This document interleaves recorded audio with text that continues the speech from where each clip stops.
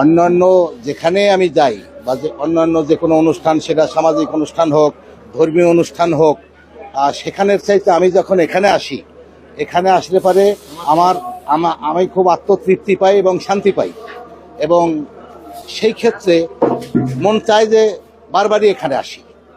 এটা হলো ওই যে শান্তির জায়গা থেকে, যেমন আমি এখানে আসলাম, এখানে অন্যান্য যারা আসে তারাও নিশ্চয়ই শান্তি পায়, এবং তাদের শান্তি পাওয়ার জন্যে এখানে যদি আমি কিছুটা গোলামি করতে পারি, খেদমত করতে পারি, পরিশ্রম করতে পারি, তার সাথে আমার শান্তির পরিধিটা তার একটু বেড়ে যায়। সেই জন্যে আমি এই স্বেচ্ছায় খেদমতটা করি। আসসালামু আলাইকুম। আমি চন্দ্রবাবা পাক দরবার শরীফের তবরক কাছে খেলাম। এটা একটা নিয়ামতপূর্ণ যে তবরক। আমি শুনছি আল্লাহর ওলিদের দরবারে যে তবরক তৈরি করা হয়, এটা খেলে অনেক আল্লাহর তরফ থেকে অনেক রহমত বা নিয়ামত পাওয়া যায়, সেই আশায় যে খাওয়া। তারপরে এখানে পীর সাহেবের যে কথা হয়েছিল আত্মশুদ্ধ দিল চিন্তা নামাজে হুজুরি, এই সুবাদেই দরবার শরীফে আসা এবং তবরকটা গ্রহণ করা।